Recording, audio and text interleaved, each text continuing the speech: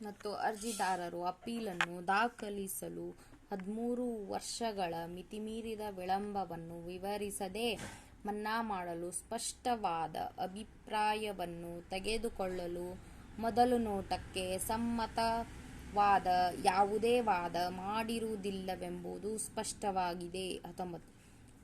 S. Balu ಮತ್ತು ಬೇರೊಬ್ಬರ ವಿರುದ್ಧ ಕೇರಳ ಸರ್ಕಾರ ಮತ್ತು ಇತರರು.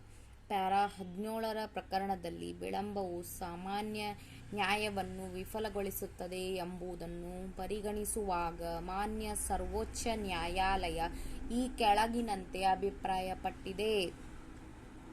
ಸರ್ಕಾರ ಆದೇಶವನ್ನು ದಿನಾಂಕ 15/1/2002 ಹೊರಡಿಸಲಾಗಿದ್ದು, ವಿಳಂಬವು ಸಮಾನ ನ್ಯಾಯವನ್ನು ವಿಫಲಗೊಳಿಸುತ್ತದೆ ಎಂಬ ಕಾನೂನು ನಿಯಮವೂ ಸಹ ಸುಸ್ಥಾಪಿತವಾಗಿದೆ. ಸರ್ಕಾರಿ ಆದೇಶವನ್ನು ದಿನಾಂಕ 15/1/2002 ಹೊರಡಿಸಲಾಗಿದೆ. ಅಪೀಲುದಾರರು ಅದರ ಕಾನೂನು ಸಮ್ಮತತೆ ಮತ್ತು ಸಿಂಧುತ್ವವನ್ನು ಪ್ರಶ್ನಿಸಿ ಯಾವುದೇ ರಿಟ್ ಅರ್ಜಿಯನ್ನು ದಾಖಲು ಮಾಡಿರುವುದಿಲ್ಲ.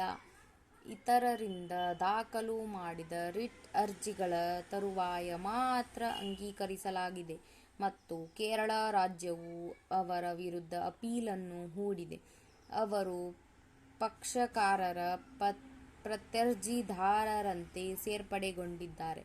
ರಿಟ್ ಅರ್ಜಿದಾರನು ದೀರ್ಘ ವಿಳಂಬ ತರುವಾಯ ಉಚ್ಚ ನ್ಯಾಯಾಲಯಕ್ಕೆ ಮನವಿ ಮಾಡಿದ್ದು, ಅವರು ತೀರ್ಪಿನ ಪ್ರಯೋಜನವನ್ನು ಪಡೆದುಕೊಂಡಿರುವ ಇತರೆ ಅಭ್ಯರ್ಥಿಗಳಿಗೆ ಅಂಥದ್ದೇ ಸಂಗತಿಯನ್ನು ಲಕ್ಷಿಸದೆ ವಿಳಂಬ ಮತ್ತು ತಪ್ಪುಗಳ ಕಾರಣದ ಮೇಲೆ ಅವರಿಗೆ ನೀಡಿರುವ ಅದೇ ಬಗೆಯ ಪರಿಹಾರಗಳಿಗೆ ಮನವಿ ಮಾಡಲಾಗಿದೆ. ಹೀಗಾಗಿ ಈ ಹಂತದಲ್ಲಿ ಅಪೀಲುದಾರನ ನೇಮಕಾತಿಗೆ ಕೇರಳ ಸರ್ಕಾರ ಅಥವಾ ಆಯೋಗಕ್ಕೆ ಯಾವುದೇ ನಿರ್ದೇಶನ ನೀಡಲು ನಮಗೆ ಸಾಧ್ಯವಾಗುವುದಿಲ್ಲ. ನ್ಯೂಡೆಲ್ಲಿ ಮುನ್ಸಿಪಲ್ ಕೌನ್ಸಿಲ್ ವಿರುದ್ಧ ಪಾನ್ ಸಿಂಗ್ ಮತ್ತು ಇತರರು 2007-9 SCC 278 ಈ ನ್ಯಾಯಾಲಯ ಕೆಳಕಂಡಂತೆ ಅಭಿಪ್ರಾಯಪಟ್ಟಿದೆ. 16. ವಿಷಯದ ಇನ್ನೊಂದು ದೃಷ್ಟಿಯಿಂದ ಅದನ್ನು ಗಮನಿಸದೇ ಇರಲಾಗಿ 17 ವರ್ಷಗಳ ತರುವಾಯ ರಿಟ್ ಅರ್ಜಿಯನ್ನು ಇದರಲ್ಲಿರುವ ಪ್ರತ್ಯರ್ಜಿದಾರರು ದಾಖಲು ಮಾಡಿದ್ದಾರೆ.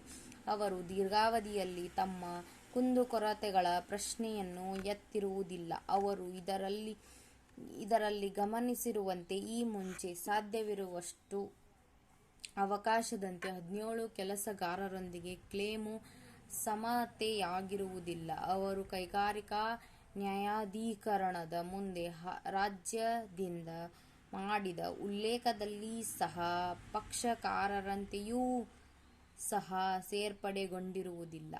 1982 ತರುವಾಯ ಸದರಿ ವೇತನ ಶ್ರೇಣಿಯನ್ನು ನೀಡಲಾಗಿದ್ದು, ನಿಯೋಜಿಸಲಾಗಿರುವ ಈ ನೌಕರರು ಅಥವಾ ನಿಗದಿಸಿರುವ ದಿನಾಂಕದ ತರುವಾಯ ಭರ್ತಿ ಮಾಡಿಕೊಳ್ಳಲಾಗಿದೆ ಎಂಬುದು ಸಹ ಅವರ ಮೊಕದ್ದಮೆಯಾಗಿರುವುದಿಲ್ಲ. ಅಂಥ ದೀರ್ಘ ಸಮಯ ತರುವಾಯ ಆದ್ದರಿಂದ ರಿಟ್ ಅರ್ಜಿಗಳು ಅವುಗಳಂತೆಯೇ ಇದ್ದಾಗ್ಯೂ ಸಹ ಪುರಸ್ಕರಿಸಲಾಗದು.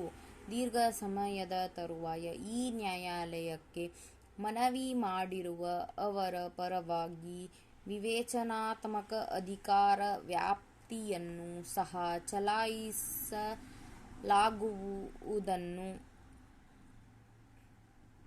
ಪರಿಗಣಿಸಲಾಗದು. ವಿಳಂಬ ಮತ್ತು ತಪ್ಪುಗಳು ನ್ಯಾಯ ಸಮ್ಮತ ಅಧಿಕಾರ ವ್ಯಾಪ್ತಿಯನ್ನು ಚಲಾಯಿಸುವುದಕ್ಕಾಗಿ ಸುಸಂಬದ್ಧ ಸಂಗತಿಗಳಾಗಿವೆ. 20th. Shankar co-operative housing society ವಿರುದ್ಧ ಎಂ. ಪ್ರಭಾಕರ್ ಮತ್ತು ಇತರರು. ಪ್ಯಾರಾ 49 ಮತ್ತು 54 ಪ್ರಕರಣದಲ್ಲಿ ಕಾಲಪರಿಮಿತಿ ಅಧಿನಿಯಮದ 5ನೇ ಪ್ರಕರಣದ ಉಪಬಂಧಗಳನ್ನು ಪರಿಗಣಿಸುವಾಗ ಮಾನ್ಯ ಸರ್ವೋಚ್ಚ ನ್ಯಾಯಾಲಯ ಕೆಳಗಿನಂತೆ ಅಭಿಪ್ರಾಯಪಟ್ಟಿದೆ. ಉಲ್ಲೇಖ: ವಿಳಂಬ ಮತ್ತು ಲೋಪಗಳು ಭಾರತದ ಸಂವಿಧಾನದ 226ನೇ ಅನುಚ್ಛೇದದ ಅಡಿಯಲ್ಲಿ ಅವರು ತಮ್ಮ ವಿವೇಚನಾಧಿಕಾರವನ್ನು ಚಲಾಯಿಸುವಾಗ ಉಚ್ಚ ನ್ಯಾಯಾಲಯಗಳಿಗೆ ಇರಬೇಕಾದಂಥ ಅಗತ್ಯಪಡಿಸಿದ ಅಂಶಗಳಲ್ಲಿ ಒಂದಾಗಿದೆ. ಸಮುಚಿತ ಪ್ರಕರಣದಲ್ಲಿ ಸಮಯದ ವಿಳಂಬದೊಂದಿಗೆ ಮತ್ತು ಇತರೆ ಸಂದರ್ಭಗಳಲ್ಲಿ ಸೇರಿಸಿ ತೆಗೆದುಕೊಳ್ಳಲಾದ ತಮ್ಮ ಹಕ್ಕುಗಳ ಬಗ್ಗೆ ಒತ್ತಿ ಹೇಳಲಾದ ಅಪೀಲುದಾರನ ಕಡೆಯಿಂದ ಅಂಥ ನಿರ್ಲಕ್ಷ್ಯತೆ ಅಥವಾ ಲೋಪವಾಗಿದ್ದಲ್ಲಿ ಅದರ ವಿಶೇಷಾಧಿಕಾರಗಳನ್ನು ಬಳಸಿಕೊಂಡು ಉಚ್ಚ ನ್ಯಾಯಾಲಯ ತಿರಸ್ಕರಿಸಬಹುದು. 54th paragraph.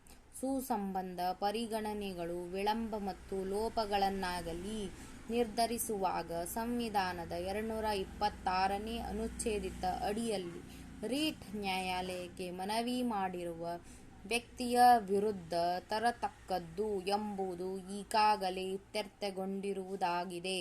ಅವುಗಳೆಂದರೆ: ಸಬ್ಪ್ಯಾರಾಗ್ರಾಫ್ 1. ವಿಳಂಬವಾಗಿರುವ ಈ ನ್ಯಾಯಾಲಯ ಅರ್ಜಿ ಸ್ವೀಕರಿಸುವುದನ್ನು ಅಗತ್ಯವಾಗಿ ತಿರಸ್ಕರಿಸಿದೆ ಎಂಬ ಕಾನೂನು ನಿಯಮವನ್ನು ಮೀರಕೂಡದು. ಅದು ನ್ಯಾಯಸಮ್ಮತ ಮತ್ತು ಯುಕ್ತ ವಿವೇಚನೆಯ ಅಧಿಕಾರದ ಆಧಾರದ ಮೇಲೆ ಪದ್ಧತಿ ನಿಯಮವಾಗಿದ್ದು ಮತ್ತು ಪ್ರತಿ ಪ್ರಕರಣ ಸ್ವತಃ ಅದರ